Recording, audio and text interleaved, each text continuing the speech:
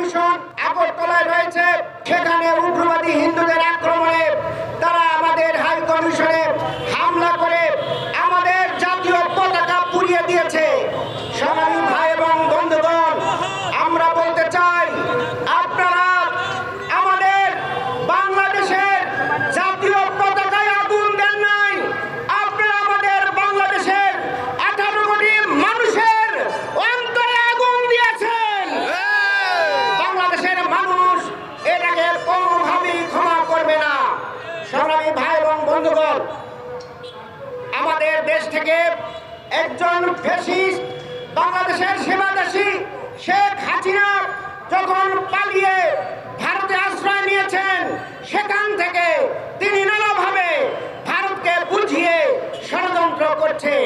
আমরা প্রথমেই দেখেছি আমাদের এই অন্তর্বর্তীকালীন সরকার যখন বিভিন্ন ইস্যু নিয়ে কাজ করছিল, ঠিক সেই সময় আমরা দেখলাম ফেনী নদীর বাঁধ কেটে দিয়ে পানিতে আমাদের কয়েকটি জেলাকে তলিয়ে দেওয়া হলো। আমাদের সেই সময়ে অন্তর্বর্তীকালীন সরকার বলেছিলেন, যদি আপনারা এইভাবে আমাদেরকে আগাম না জানিয়ে বাঁধ ছেড়ে দিয়েছেন, এটা খুবই অন্যায় কাজ করেছেন, আমরা তীব্র নিন্দা এবং প্রতিবাদ জানাই। এবং তারা সেদিন বলেছিলেন, এইভাবে প্রতিবেশী সুলভ আচরণ যদি না করে, সঠিকভাবে আচরণ না করেন, তাহলে কিন্তু আপনাদের নানান সমস্যা হবে। আমরা আজকে বলতে চাই, সেখানে শুধু পানি দিয়েই মারা নাই, এখন আমাদের হাই কমিশনে হামলা করেছে। ওই শেখ হাসিনার কথা সে এক সময় বলেছিল, 4 দলীয় জোট সরকার তখন ক্ষমতায় ছিল, সেই সময়ে সে বলেছিলেন একদিনের জন্য হলেও তৎকালীন সেই সরকারকে শান্তিতে থাকতে দিবে না। আজকে সেই হাসিনা ভারতে বসে একের পর এক ইস্যু তৈরি করছে।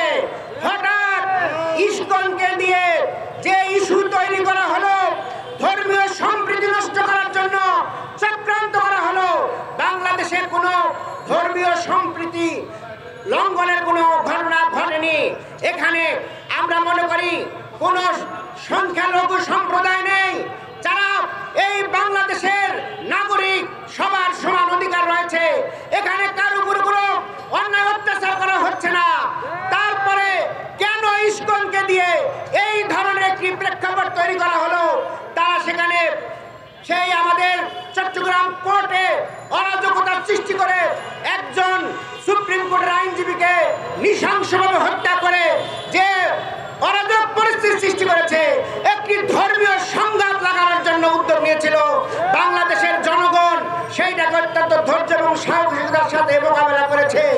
আমরা বলতে চাই, অ্যাডভোকেট সাইফুল ইসলাম আমাদের এই জুলাই এবং আগস্ট বিপ্লবের শহীদদের সর্বশেষ শহীদ নয়, সিরিয়ালের দিকে শেষ শহীদ। কিন্তু এই বাংলাদেশের স্বাধীনতা সার্বভৌমত্বকে রক্ষার জন্য আমরা 18 কোটি মানুষ ওই শহীদ হওয়ার জন্য প্রস্তুত রয়েছি। ভারতের কাছে আমরা মাথা নত করব না। ভারতকে আমরা হুঁশিয়ার করতে চাই, আমাদের হাই কমিশনে হামলা করে জাতীয় পতাকায় আগুন দিয়ে আপনারা যে অপকর্ম করেছেন, এর ফলশ্রুতিতে আপনার সাম্রাজ্য ভেঙে খান খান হয়ে যাবে ইনশাআল্লাহ। সংগ্রামী ভাই এবং বন্ধুগণ, আমরা আমাদের অন্তর্বর্তীকালীন সরকারকে বলতে চাই, আপনারা আন্তর্জাতিক আদালতে মামলা দায়ের করুন। তারা আমাদের হাই কমিশনে হামলা করলো, এটা সেখানকার সরকারের সহযোগিতা ছাড়া সম্ভব হয়নি। সেখানে আইন শৃঙ্খলা রক্ষাকারী বাহিনী ছিল, তারা কোনো ভূমিকা নেয়নি। এটা কোনোভাবেই আমরা মেনে নিতে পারি না। আন্তর্জাতিক আইনে আন্তর্জাতিক আদালতে মামলা করুন। সংগ্রামী ভাই এবং বন্ধুগণ, আমি সবশেষে অত্যন্ত দুঃখের সাথে জানাতে চাই, সাম্প্রতিক ঘটনায় ভারতের গণমাধ্যমগুলো যেভাবে উস্কানি দিচ্ছে, যেভাবে বাংলাদেশের নাটক সাজিয়ে বাংলাদেশের বিরুদ্ধে উস্কানি দিচ্ছে, যেন এই অন্তর্বর্তীকালীন সরকার সঠিকভাবে দায়িত্ব পালন করতে না পারে, আমরা অত্যন্ত আশ্চর্য এবং দুঃখ ভারাক্রান্ত আমাদের হৃদয়। বাংলাদেশের গণমাধ্যমের ভিতরে যারা ফ্যাসিজমের দোষর রয়েছেন, তারা সেখানকার সেই বাংলাদেশের এই ইতিহাসকে, বাংলাদেশের ঘটনাগুলোকে সঠিকভাবে না তুলে তারা ওই ভারতের পক্ষে ছাপাই গাচ্ছে। ওই সকল গণমাধ্যমকে চিহ্নিত করতে হবে এবং শেখ হাসিনার যে পরিণত হয়েছে সেই পরিণতি করতে হবে। সংগ্রামী ভাই এবং বন্ধুগণ, তারা প্রচার করেছে সাইফুল ইসলামকে হিন্দু মনে করে মুসলমানরা নাকি হত্যা করেছে।